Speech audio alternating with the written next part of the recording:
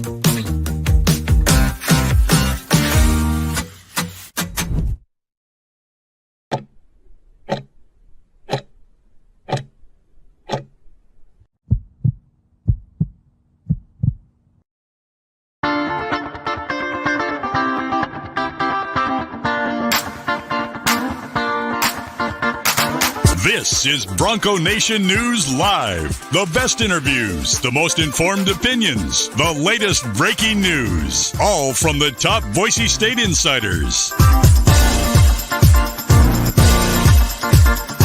Bronco Nation News Live from BroncoNationNews.com is presented by RowPaint.com, the official paint and coatings company of Boise State Athletics.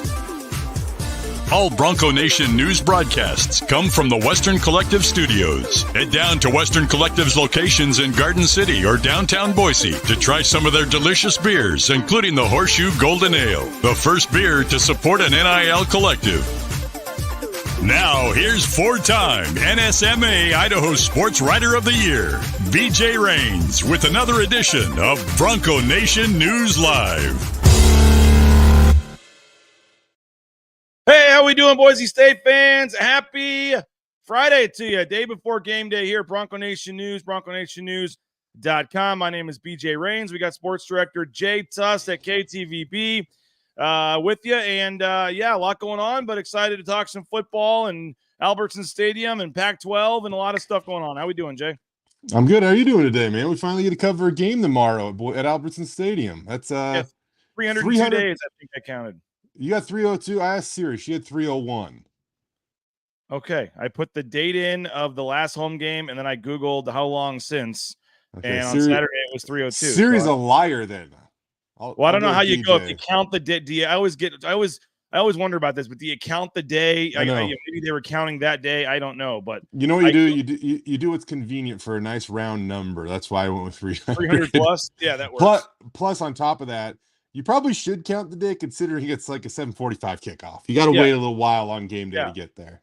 And that is pretty sad. That's where we're at now, though. I literally was, instead of counting it, I just literally Googled how many days since the last day of the home game, and it gave me 300 or 301 yesterday. So then I just added a day or 300 yesterday, and then I added 2. I figured till Saturday. So I don't know. Maybe I don't know if you count Saturday or not. But Hunter says, "Come on, Jay, it's a leap year."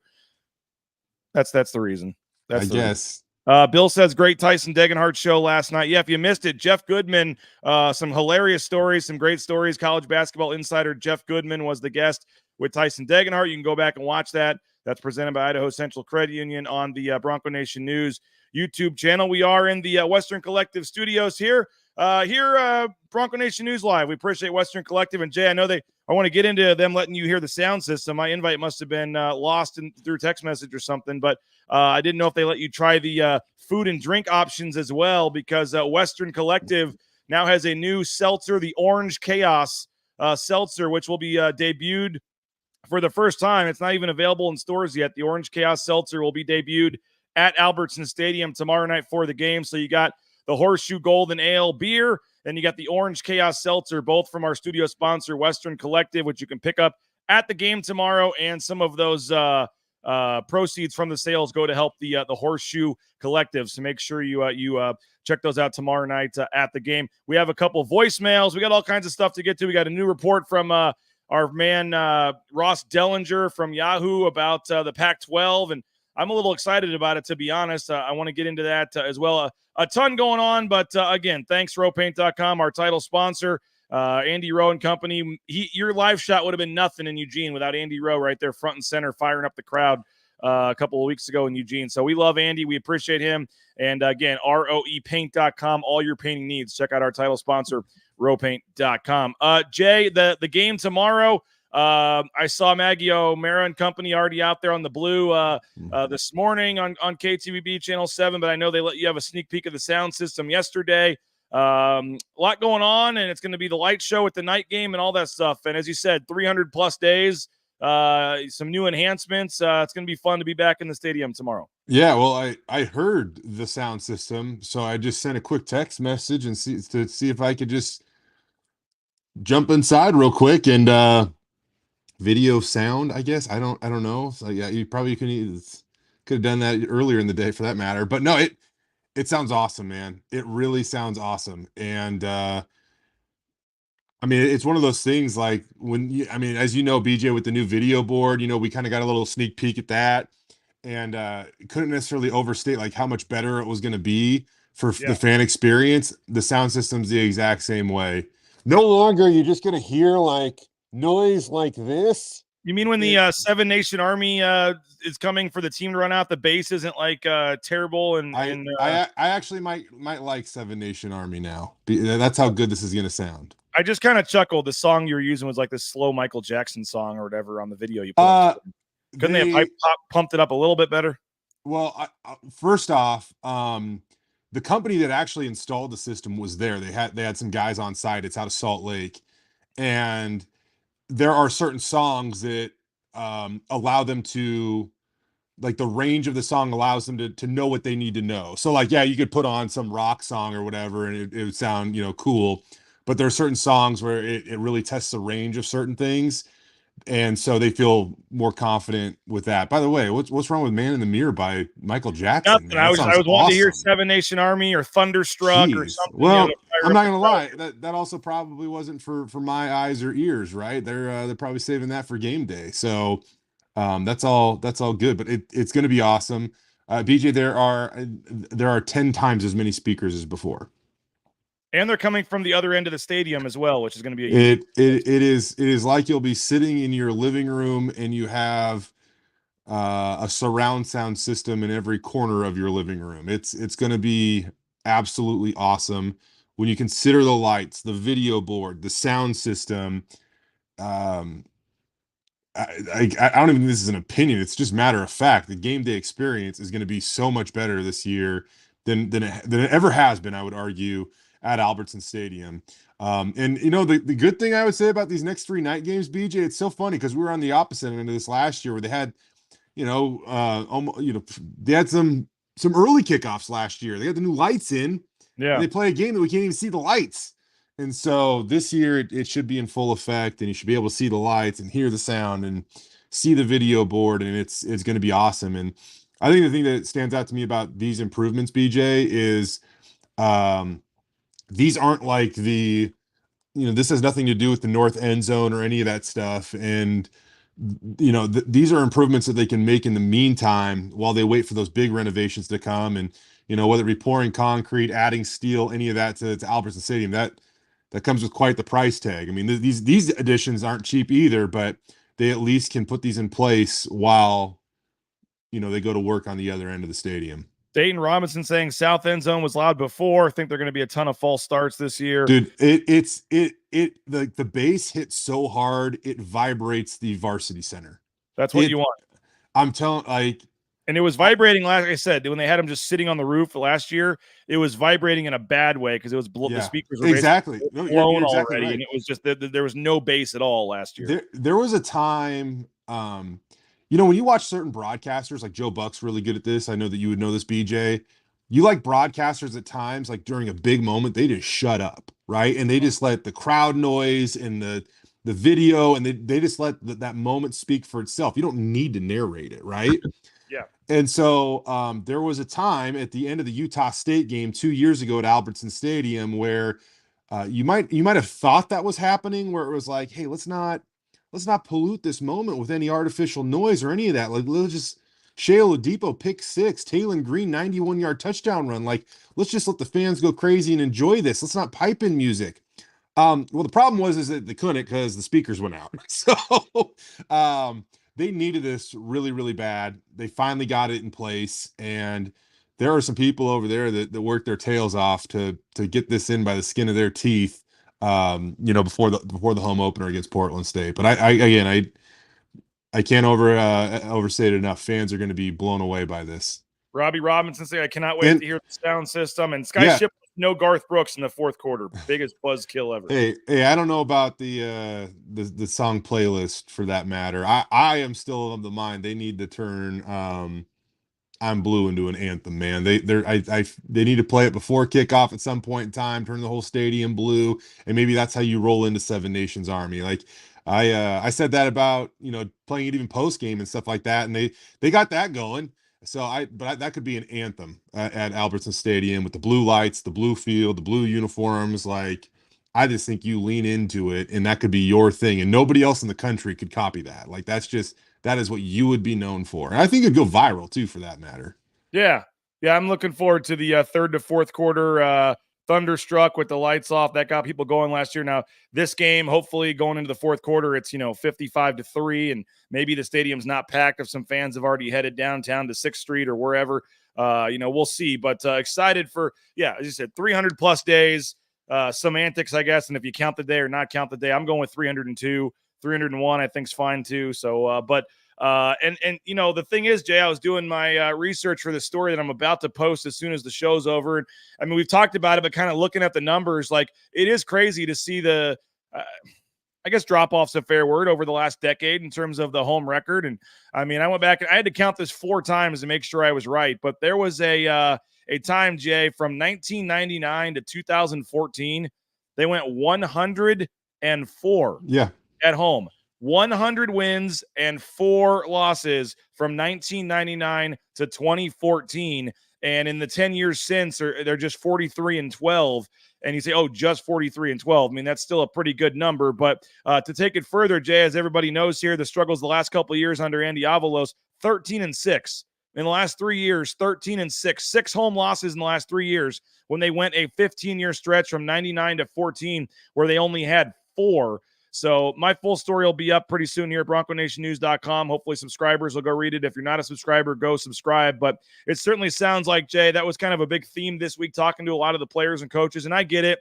Portland State, you're not necessarily worried about losing the game, but just the first home game, so it kind of came up again. But protecting the blue and getting back to making this. Spencer Danielson said there were times like you just knew you were going to find a way to somehow win the game. There was just that Rocky Long mystique of the blue, you can say, or whatever it was, where you just knew they'd miss a field goal. You knew you'd block it. You knew you'd get a fumble when you needed to. You just knew that if you were a player or a fan or a coach, like, you knew you would get something to win the game. And that has kind of gone away the last couple of years in particular. And it does sound like that's a big motivating factor and a big thing Spencer Danielson wants to bring back, protecting the blue. I think I've said this before. That's the number one most important thing in the program, in my opinion, is protecting the blue and being good at home. Because that's your identity, man. The blue field is your identity, and in order for you to amplify how cool it is, you have to defend it. Like, you have to be good at home. And not just, I tell you, you don't have to be good at home. You have to be great at home. You have to be uniquely good at home when it comes to your home winning percentage. And so for a long time there, they were well beyond that. Like, everybody, let's not set the standard or the expectation at 104 ever again, because that's just a ridiculous stretch of football that I doubt it's going to be duplicated anywhere. 11 undefeated seasons in 15-year stretch. I mean, that's absurd. And especially as Boise State tries to elevate, their level of competition and soon moving into the Pac-12, don't expect that. But also 13-6 is unacceptable. Like that. I mean, and I think anybody would tell you that. There were times last year, like, you get UCF, You don't play very great. You're up 1 with $1:30 to go, a little bit more than that, I want to say, and you can't finish out that game. Like, those are the games that you use, the blue turf, Bronco Nation, Albertson Stadium. You use all that to your advantage, and you go for the kill shot and you win that damn game. But they hadn't been. You're right, BJ. They haven't won at that unprecedented rate at home these last few years. They've got to get back to that. I think that for everything Boise State has achieved and wants to achieve moving forward, they have to get back to defending the blue at a really, really, really high success rate. Hey, I was mentioning, don't forget, Blue Chaos, I guess the Blue Chaos flag. Did they announce that, Jay? Who's doing that? Well, I don't know if we're supposed to say that or not. It hasn't been announced. The Horseshoe Golden Ale beer and the Orange Chaos Seltzer. Make sure you check both those out. Our studio sponsor, Western Collective. Again, the Orange Chaos Seltzer and the Horseshoe Golden Ale beer, both will be available at the game tomorrow. So load up on that and help a good cause. In terms of money going directly to the student athletes at Boise State. RoePaint.com is our title sponsor, ROEPaint.com. Whether it's the concrete coating for your garage, your back patio, your basement, the residential painting, interior, exterior, you want to touch up that siding outside, whatever it is, the official paint and coatings company of the Broncos is RoePaint.com. Make sure you check them out at ROEPaint.com. My mother-in-law's calling me. You think she'd know I was on the show right now. ICCU.com. Check them out. ICCU, Tyson Degenhardt Show. Again, if you missed it last night, check it out. The Tyson Degenhardt Show. Great stuff with Jeff Goodman. And again, Idaho Central Credit Union. There's a branch pretty much on every corner, but the easiest is that app right there in your phone. The mobile eBranch online banking, so easy to use. Make the switch today. You may like your banking situation. You'll be much happier. You'll realize what you were missing out on, like the Raines family did. Idaho Central Credit Union, ICCU.com. Matt Bauscher, Bauscher Real Estate. Number 1 ranked realtor in the Treasure Valley is Matt Bauscher and Bauscher Real Estate. Helped us buy our home, helped us sell our home. Sarah, Cade, Kelly, the whole team, they were just tremendous to work with. Very appreciative and thankful. Check them out online, BauscherRealEstate.com. And Ridley's Family Markets. Shop Ridley's.com. There's locations all across the state of Idaho. Treasure Valley, Magic Valley, McCall, all over. So check them out. Next time you're thinking of that local grocer, check out Ridley's Family Markets, shopridleys.com. All right, Jay, new feature here on the show. We're taking some voicemails. This may be a disaster come post-game show. We'll see, but just trying to continue to interact and find ways for the fans to get closer and feel like they're a part of this. And similar to like a call-in radio show or whatever, we didn't want to take live unscreened calls. We figured to start with, that's probably not a smart idea on a post-game show. We don't technically have any, FCC violations or things on YouTube, but we're trying to keep this, PG, or I guess at worst in some cases PG-13 when Bedell and Riddle get a few beers in them. But, we're trying to just keep this family friendly as much as we can. So we said, what way can we still get folks to get their voices in? Because some folks were asking about taking calls. And so I looked into it, and we're taking some voicemails. We're going to give this a shot on the post game. We've been giving this a shot here the last couple of days. And shout out to our new our new roofing sponsor, Signature Roofing. They've done over 10,000 roofs and counting. We're super appreciative. They stepped up and wanted to help do this. And it's a locally owned company. And their owner, is a huge Boise State fan. Actually was a manager and worked with the team in the early 2000s and has some great Kent Riddle and Mike Sanford stories. Best sales call I ever did, Jay. We talked business for about 2 minutes, and I heard stories about Kent Riddle and Mike Sanford for an hour. It was awesome. But we got the deal done. We're pumped to have Signature Roofing on board. And again, high-profile commercial projects include Bronco Gym, other facilities at Boise State. They've done a ton of local projects, 4.9 star rating on Google. And again, re-roof, new construction or repairs, Signature Roofing, bringing craftsmanship and quality to every project. So we're going to tell you more about them moving forward, but they are the sponsor of our new line here. It's the Signature Roofing voicemail line. Jay, last time for some reason you couldn't heard that. You were the guinea pig on the first day. You couldn't hear it. I did send you the voicemails to your phone in advance. I don't know if you've had a chance to listen to them, or you can listen to them while we're doing this. We had 3 of them come in today. So some interesting topics here, but I want to get to the one from Nate Wilder because I want to get into the Pac-12 talk here in this article from our man at Yahoo Sports, Ross Dellinger. So Nate Wilder, you are first up. He left us a voicemail, and we appreciate Hello. it. No one is available to take your call. Please leave a message after the tone. Hey, this is Nate Wilder, K the Farm Ranger. Hey, the question I have is, I'm not sure if Jay's ready given his, but with the Pac-12 realignment and Washington State, Oregon State taking Boise, Fresno, Colorado, and single states. For Jay, the question I have, well, for the both of you is, what four teams realistically do you think you would add to the Pac-12 if you were the Pac-12 commissioner? And which four teams, if you were to be playing like EA Sports College Football 25 and just doing random or custom conferences, would y'all add to the Pac-12? You can be as crazy as you want, even if you want to include the DAV. Go for it. There you go. Did you hear that or no, Jay? Did we I got it. We fixed it? I got it. Yeah. Oh, you heard it. Okay. Wow. All right, cool. Your thoughts on, and I guess the article from Ross Dellinger today, which I'm actually encouraged by, it says South Florida is in the mix. I actually kind of like that. I like getting into Tampa. I think South Florida makes some sense. I would rather have South Florida than UTSA, in my opinion. But it kind of sounds like it might be South Florida or UNLV. You're not going to be able to get both. So I don't know if you have a thought on that, but there's a lot of interesting nuggets in there. Go read the article. And again, Nate, thanks for the voicemail, man. By the way, we're going to have Nate on our pregame show tomorrow. I don't know if you know this or not, Jay. Nate, the Foam Ranger, once upon a time was Buster Bronco. And the last 2 years, I believe, of the Chris Peterson era, and he has some great stories about that. Another Buster Bronco got busted at a party, and so he had to take over as the main guy. Great stories, actually. And this weekend is the 50th anniversary of Buster Bronco. Buster Bronco is turning 50, so Nate's going to stop by the pregame show, and I cannot wait to have that. So, Nate, appreciate you, man. Always shows up at the Riley and Ridge show and all the stuff. So love you, Nate. Appreciate it. And we'll see you at the pregame show tomorrow. But South Florida, Tulane, Memphis, that trio potentially all coming together or none coming. And I thought it was interesting because if none come, he said the next group was potentially UNLV, Air Force, and Utah State somehow possibly sneaking into this new conference. Don't know if you had a chance to read the story, but what's your take on just the latest reports we're hearing and kind of where you're at with this right now?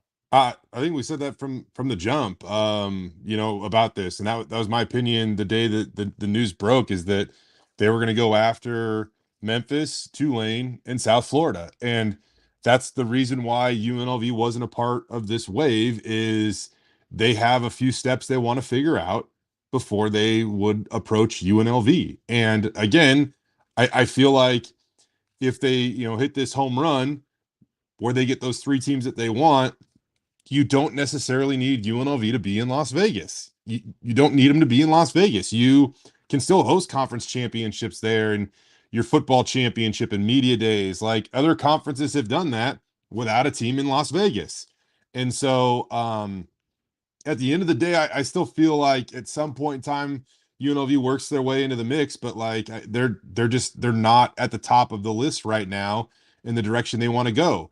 If you add Tulane, Memphis, and South Florida, now all of a sudden you are stretching across the country. And I know that that comes at the dismay of some, but in terms of your TV deal, you have a chance to make it more lucrative because now you can own an entire day of college football on your network. From morning, noon to night, you can have a game on air. And that is the benefit of being in every single time zone. And so that's just that was the direction I thought Boise State would push, the Pac-12 would push. And you're seeing that happen after they added Boise State, Colorado State, Fresno State, and San Diego State. So a coast-to-coast conference, it's what conferences are now, BJ. This isn't unique. It's the reality of what we're living in right now. I just find it super comical when disgruntled, and now we're on the other side of this, right? Like Boise State's finally in the boat. So the team we cover is they've crossed, the bridge or whatever, if you will, boats, bridges, whatever. Mm-hmm. And so, we were kind of on the other side of this reaction at times, being like, man, it just feels like Boise State should have more value. And so now you have UNLV and other schools doing that. But to say that this new Pac-12 is not a better conference than the Mountain West, like you are delusional. Like you have two teams out of the Pac-12, the four best programs out of the Mountain West, and now you potentially go get the best programs out of the AAC. Like that's about as close to making an argument that you can have a fifth power conference again out of any teams that are left. Best that are left, I guess. It would have been nice to get some of the ones that were couple years ago before they went to the Big 12. Yep. But I do agree that Memphis is probably Memphis is probably the top still available group of 5 anywhere in the country. And Nate Staley here says I don't get UC or USF. He says I don't get it. He would rather go to the state of Texas if they need to go to 10 to 12. UTSA just doesn't do a lot for me. I get it, market size, but if you can get into Tampa, get into Florida, I think it does a lot for recruiting. As you mentioned, I mean, the size of the Tampa market, being able to have a 10 a.m. Mountain Time kick, a noon game in South Florida for some of these games. The reason I guess USF surprises me a little bit is when Brett McMurphy came on our show like the next morning right after all this broke, or I guess the morning that it broke. Brett McMurphy said he lives in Tampa and said he would be basically shocked. Like he kind of laughed at it. He's like, USF's not going to the Pac-12. And so obviously stuff can change, but when his initial reaction was like, no chance, I kind of just, okay, South Florida's probably not going to be part of it. And the fact that it now sounds like they're trying to get all 3, because if you're maybe South Florida doesn't want to do it, but if they see Memphis and Tulane leave and they're like, now we're kind of stuck in this crappy conference, we have no choice, we got to do this. That's right. Kind of the story from Yahoo is kind of what the picture they're painting there. So yeah, I mean, is it ideal to have Oregon State and South Florida in this, and Washington State and South Florida in the same conference, like for the volleyball team and the soccer team and all that? Like, no, it stinks. It's not great. But for a $5 million and to make sure you don't get left out of the cold in the next round, if the AAC implodes or whatever, like some of these, a South Florida may not have a choice. Yeah. The dominoes have to fall. Like, I don't think there's any way possible where you see South Florida in the Pac-12 and Memphis not. Like, the dominoes have to fall. And that's what I agree. Like, that has to happen. So you lock down Memphis, you go after Tulane, and now the school that you feel like, is your biggest long shot might just have to say, all right, this is our best scenario. Because now you start to look at the AAC, man, and football wise, that becomes a conference that isn't anywhere near what it once was when it, especially when it comes to football.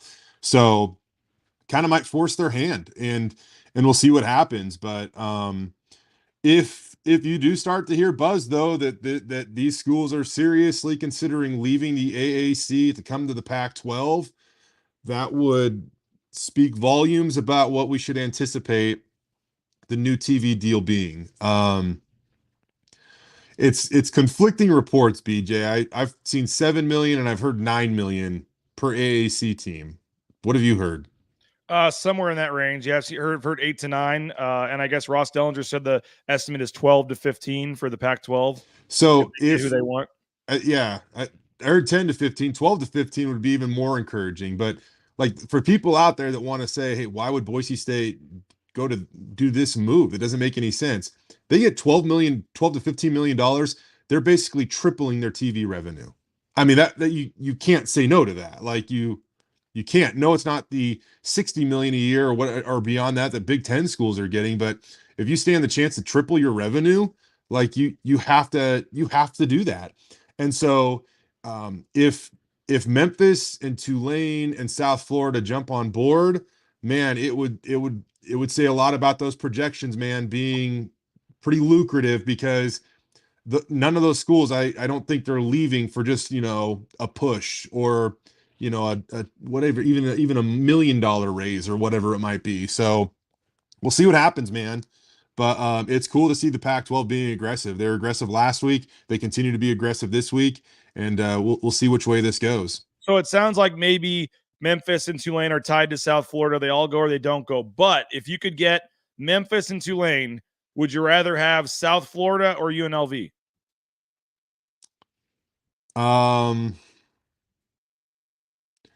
Let us know on the ICCU YouTube chat there, by the way. Would you rather have UNLV or South Florida if you could still get Memphis and Tulane? So Nate said to think like you're the commissioner, right, BJ? Yeah. Thinking as if I were the commissioner, I would say South Florida. You are back into the Eastern time zone again. You are able to spread out your slate of games throughout an entire day. And Tampa's a big media market. UNLV or Las Vegas has obviously made a massive jump these last few years too. But if I'm the commissioner, I actually say South Florida because again, you don't need UNLV to have a presence in Las Vegas. Derek says, as a fan, give me UNLV. As a commissioner, give me USF. I would, Derek, the AAC. Yeah, Derek, I'm actually kind of with you on that, and that's your strong play too, man. Like the Pac-12 isn't worried about the Mountain West anymore. The Pac-12 is now looking to gobble up teams in the AAC to maybe get that Power 5 accreditation back to where they have a spot in the college football playoff. So that's why you go after USF, because if you get them, I mean, it's basically, if you get those three, it's game over for the AAC. Like there's nothing they can do to argue that they would be on the same level as what the Pac-12 would be starting in 2026. There's no argument. If you want to use this argument, Nate, he says the market interest in Tampa for USF simply isn't there. Then I think you have to use the same thing for UTSA and San Antonio. I think you have to use the same thing for UNLV. Yeah. Now that they have pro teams, Major League Baseball's on the way. NBA is rumored to not be far after that. They already have NHL. They have a WNBA women's team. They have they're just that market is getting a little, plus just like the normal distractions of Las Vegas. Like when the Runnin' Rebels became the Runnin' Rebels, like they were the show in town, and now that's not the case. So I would argue the same thing, BJ, that I mean, it's not like they have great turnouts for football games, basketball. What they get isn't what it once was. So like, if you say that about Tampa, I think that it applies to UNLV as well. But the reason, like, you got to get those dominoes to fall first, and then you really start to have a serious conversation with the 9 teams that are committed. Do we want to get into Texas?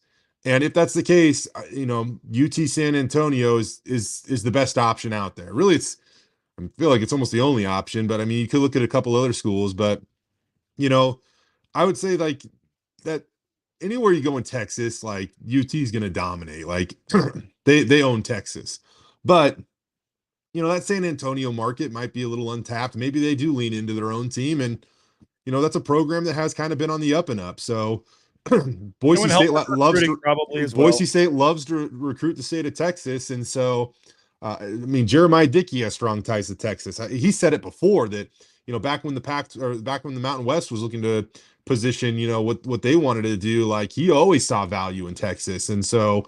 I don't know I don't want to put words in his mouth because I have no idea what he thinks about that, with their current, situation. But I would probably be in favor of exploring San Antonio, which again is also another really nice media market that you could add to the slate. So would you still take South Florida over UTSA though?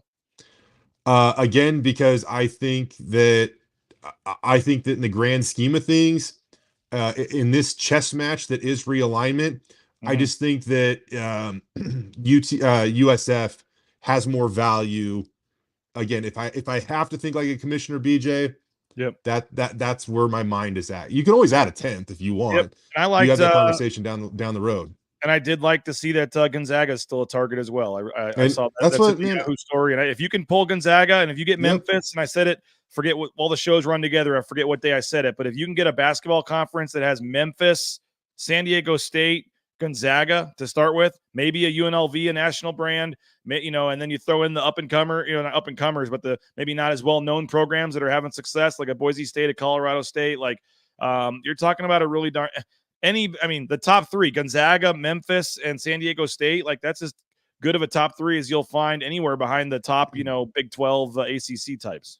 Yeah. And that's why, like, I think we mentioned this or talked about this on Friday, where I know that the Oregon State's AD has a massive influence on what's going on right now, but they moved to 6 teams because they want these 6 schools to have an input now in the direction that they're going to go. Yep. And when he said that, you had to have football, like, that just felt like more positioning than anything, because it probably doesn't make it any easier on Washington State or Oregon State if you add Gonzaga basketball wise, another powerhouse in the Northwest. It could overshadow those 2 schools. But if you're looking at what's best for the conference, but BJ, it goes back to the beginning. It's all dominoes. Like the first 4 dominoes fell last week. Yep. Now they need Memphis's domino to tip. And if they can do, if they can get Memphis, then you're going to see this thing really start to come to fruition, in my opinion. And it's going to start. It seems like it's happening pretty quick here too. So we're now at the time probably where you got to keep checking your back and checking our phone, and stuff could change by the minute here. Hey, we got 2 more voicemails to get to as we kind of preview tomorrow's game. But Snake River Pool and Spa, thespateam.com. Check them out. Twin Falls, Boise, Meridian, Nampa. Been around since 1978.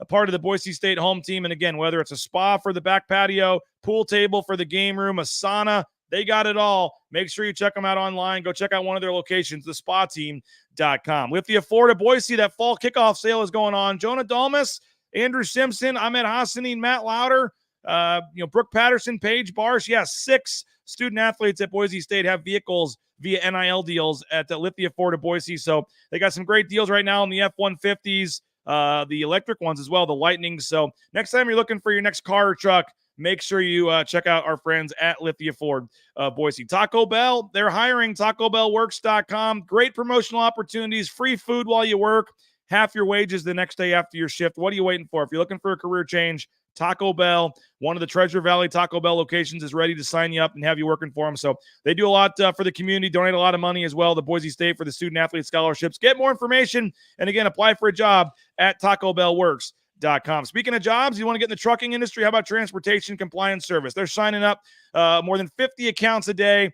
TranscomService.com, all the permits and things you need to get out there towing that first load in no time. Whether you're applying for a trucking company or wanting to start your own company, check out our friends at Transportation Compliance Service. The color is white tomorrow. Well, we'll get into the uniforms here in a second. The Blue and Orange Store, theblueandorangestore.com. It's a whiteout tomorrow night, so wear white.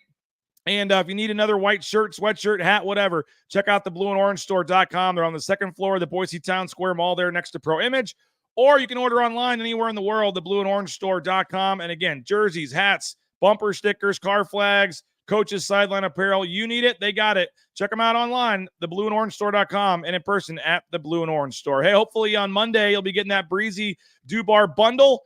Breezy Dubar gets a touchdown. You get a hot dog and a soda for $1 on Tuesday. And Ahmed Hassanin at Jackson's, a coffee and a fountain drink, 91 cents. So tomorrow night, you'd have to think there's a chance Ahmed can get a sack, and then you get a 91-cent coffee or fountain drink at Jackson's on Monday. And don't forget, 25 cents from every hot dog sold at a Jackson's location goes to help the Horseshoe Collective and raising money for Boise State student athletes. So check out our friends over at Jackson's and Lean Feast, leanfeastmeridian.com. Check them out, leanfeastmeridian.com. Healthy options, 10,000 combinations. It's good 5 days in the refrigerator, 2 minutes in the microwave, and you're eating shrimp, steak, fish, all diets. They got you covered, and now they deliver. So there's no excuse anywhere in the Treasure Valley to not eat healthy.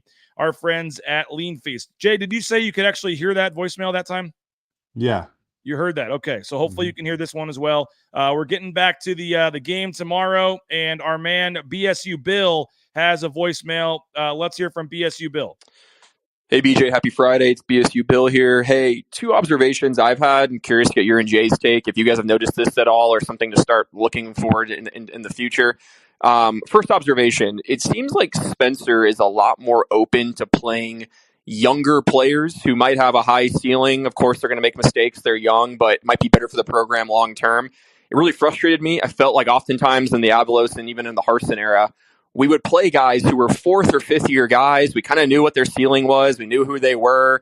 There wasn't a ton of upside, while we had a lot of young guys with potential sitting on the bench. And it seems like Spencer's a bit more open to, hey, if you're a young guy, you can play. You're going to get out there and you're going to play sooner. But, curious to get your guys' observations on that. And then secondarily, something else I've noticed is seeing different players retweeting offers they're getting from Boise State. It seems like Spencer's strategy, or part of it, is he's going a lot heavier into the JUCO ranks than I've ever seen us do before, specifically on the O and defensive lines, which I think is great. Certainly, we know those guys usually take longer to develop, and getting guys at the JUCO level probably helps you build depth quicker. But again, was curious if you guys have noticed anything different, I guess, on that front or across the board with how Spencer and these guys seem to be recruiting players versus how we did in the past. All right, Jay, I'm going to let you answer this while I go grab my my charger real quick. I'm about to pull a J Tust and have my laptop die on me, which would be way worse if it happened to me than if it happened to you. Yeah. But he was asking about younger players playing more under Danielson, and then also the JUCO ranks in terms of the recruiting. Your thoughts there? Yeah. I mean, they've certainly kind of addressed some areas of need, I would say, with the JUCO ranks. I don't know if it's enough to call it a trend at the moment. So I'm going to kind of continue to observe that with you, BSU Bill. But what I will say is I do agree with your observation of seniority doesn't necessarily mean maybe what it once did. And, I go back a couple weeks ago and, was asking Dirk Cutter about Matt Lauder. And, he thinks the world of Matt Lauder and thinks that he could be a good playmaker. He's a great in the run game, great receiver and all these things. And that, if, you could do it over in the past, like maybe you do play him a little bit more. Like he did mention that.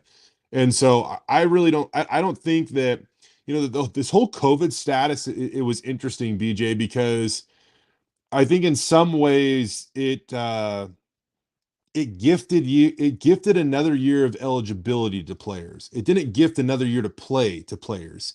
And I think that Boise State often treated it as the latter, right? Like just because you mean a lot to the program, just because you've done this for 6 years, doesn't necessarily mean that you just deserve to be penciled into a starting role. Like that's a tough conversation to have. I get it.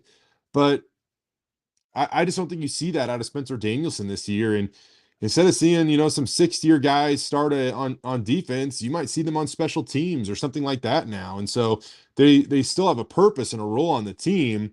But just because you said, hey, I got this COVID year, I'm coming back again, it doesn't mean that you're just going to be penciled into the starting lineup again. So I have observed that, and I agree with that observation. Let It Roll says SD promotes production and practice versus seniority.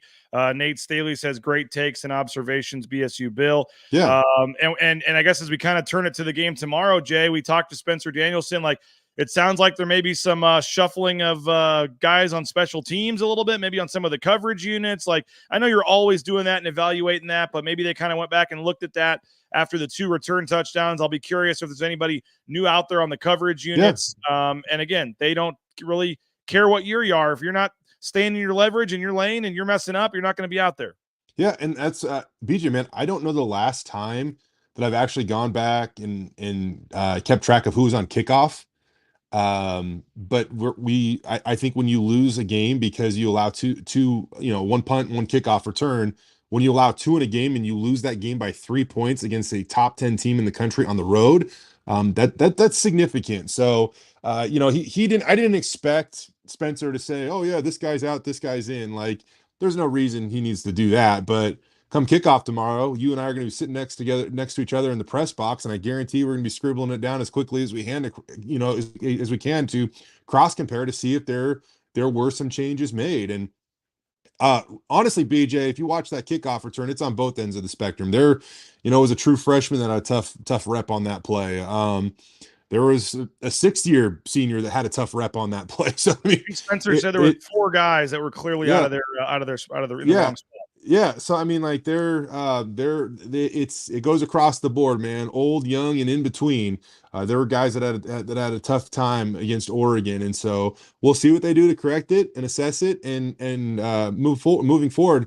But one thing is unequivocally, right. They have to be better on special teams. Like that is like a non-negotiable. I don't care if you run BJ Rains out there on kickoff, which doesn't sound like a great idea, but if that's what it meant, that you didn't give up a kickoff return, then that's what you would have to do, because they have to be better on special teams. What happened, last Saturday, or almost 2 weeks ago now in Eugene, it can't happen again this season. It can never happen again in Boise State history. That just can't happen.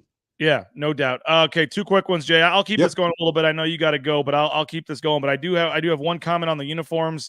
I just said, hey, they should have one uniform combination at home, and I kind of like some loved it, some hated it. It wasn't one that I was expecting to kind of go.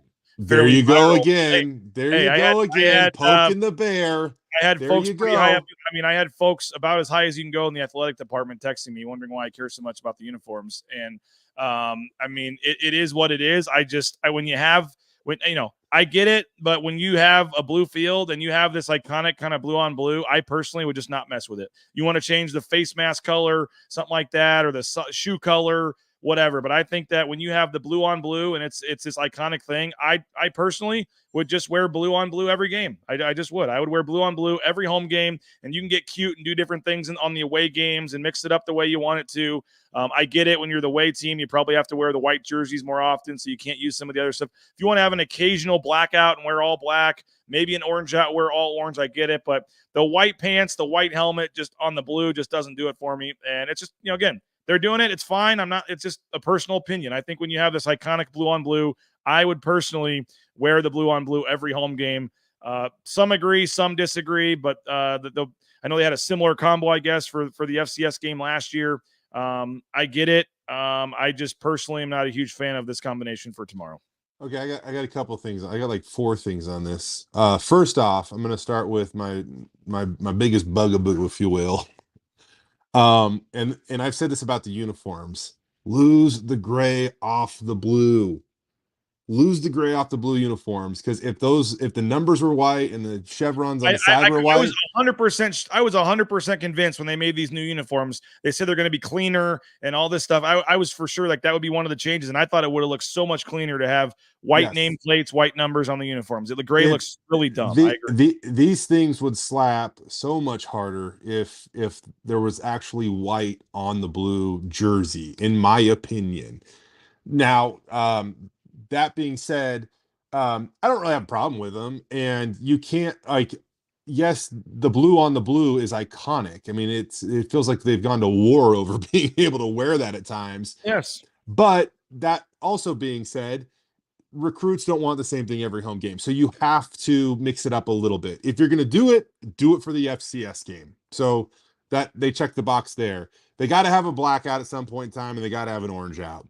But that does leave you with just 3 games to wear your all blue on the blue, right? So I don't know. I'd be okay with a 4-2, type of split. I think you should wear it more often. I guarantee you, watching a state game, I guarantee you next week will be all blue. Yeah, probably guaranteed, or it should be. I can't remember how many points I've made. I'm either at 2 or 3, and I can't. Whatever. I've lost track. But my final point that I want to make, and it almost goes back to playing "I'm Blue" to make it like an anthem.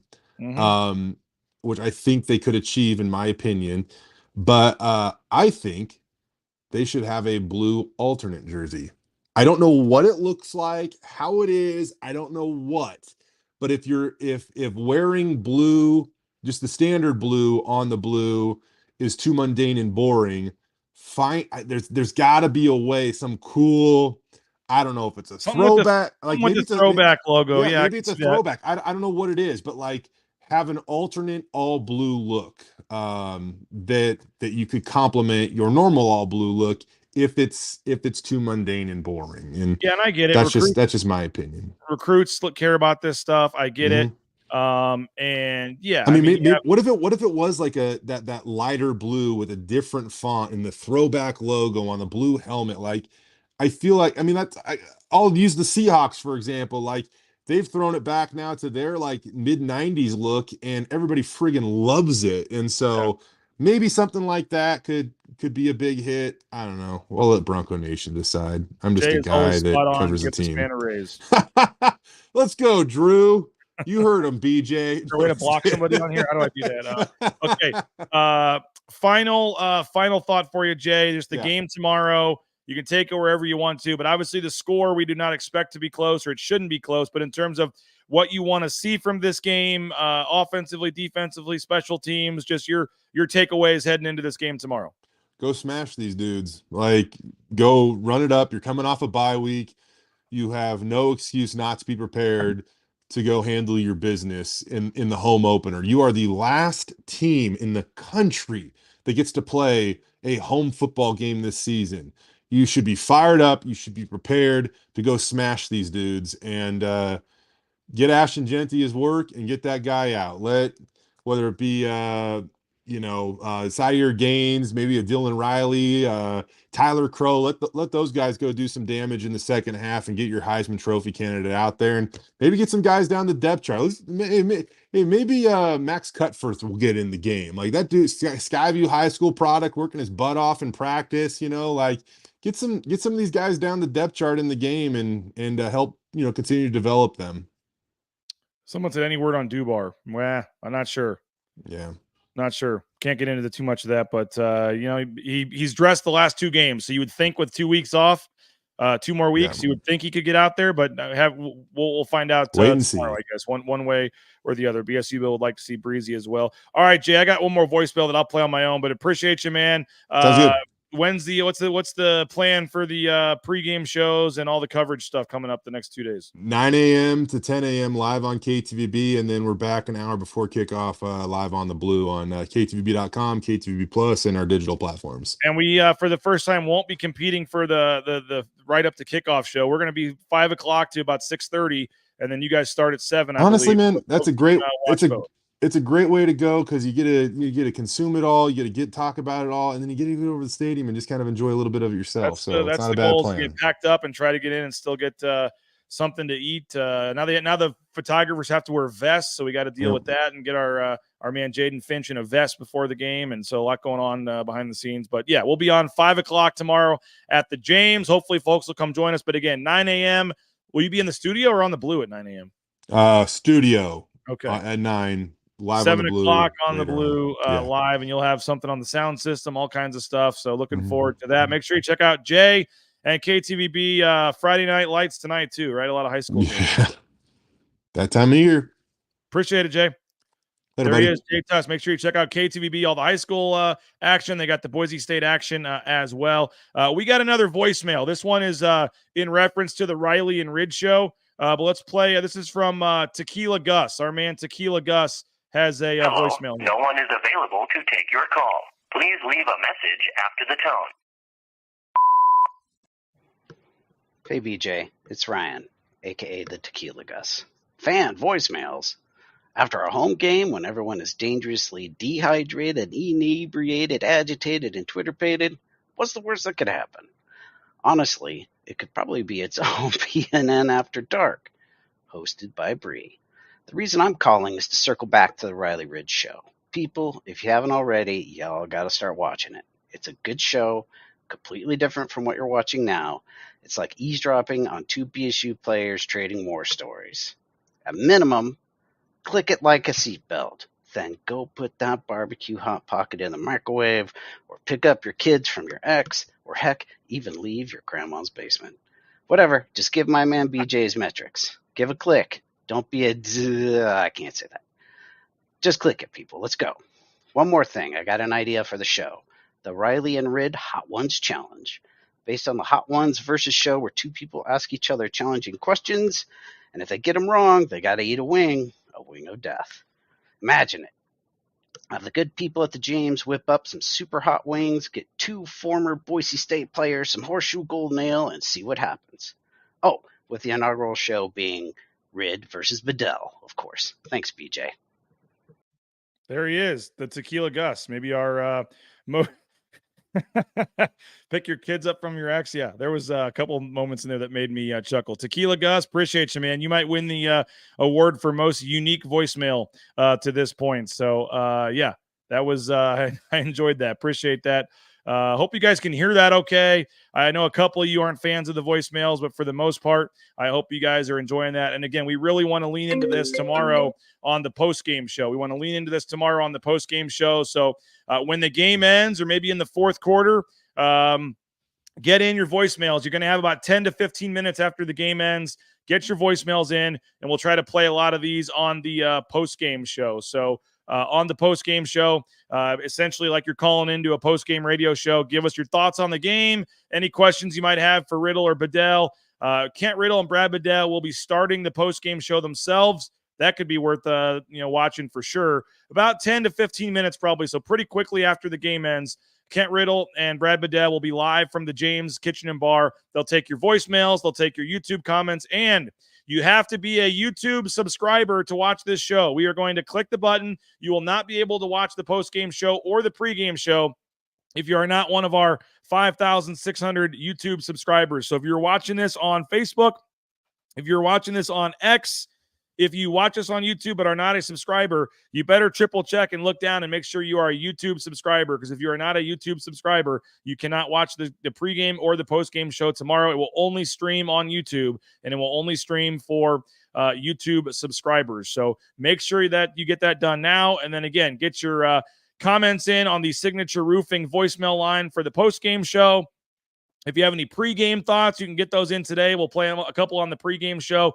Your score predictions, player of the game, what you want to see in the game, anything. We'll take that on the pregame show as well. 5 o'clock. Join us at 5 o'clock tomorrow. We'll be at the James Kitchen and Bar. We'll have Rid. We'll have Bedell. We got a lot of fun stuff planned. So if you're in the area, come hang out at 5 o'clock at the James Kitchen and Bar. They got the Horseshoe Golden Ale there. They got all kinds of great food and drink specials. It's going to be a beautiful day to sit out on the patio. Come hang out, get ready for the game. 5 o'clock, we'll have a little speaker there so you can hear the show a little bit as well. And then, again, we'll be on the air with the pregame show, 5 o'clock on YouTube if you can't make it in person. If you can, then we would love to have you join us. Jackson's right there on the corner as well, our sponsor at Jackson's. They're doing a huge tailgate party as well. So just come hang out at that corner. Go over to Jackson's, get some free stuff. Come over to the James as well. So Robbie Robinson's asking about a score prediction. Yeah, we need to do a score prediction. Maybe we'll do a James giveaway. How about a $25 gift card to the James for whoever gets the closest score prediction? Then we will also do a $25 gift card to the James for whoever. You know what? Let's go Blue and Orange Store for the second one. For the best post-game call, we'll give you a $25 gift card to the Blue and Orange Store. So whoever leaves the best voicemail on the post-game show gets a $25 gift card to the Blue and Orange Store. Whoever gets closest to the score prediction on the pregame show gets $25 gift card to our friends at the James Kitchen and Bar. Drew, we will see you tomorrow. Again, 5 o'clock, we'll be at the James. Come say hello. Come shake Rid and Bedell's hands. If you have a question, we'll throw you on air with a question. And again, anyone that comes down and comes over and says hello, your first Horseshoe Golden Ale on the pregame show is on us. So come on over and say hello. 5 o'clock, we'll be live on YouTube with the pregame show. So thank you, guys. Again, thank you to Signature Roofing, our new sponsor here at Bronco Nation News. We'll be telling you more about them moving forward, but super excited to have Signature Roofing on board.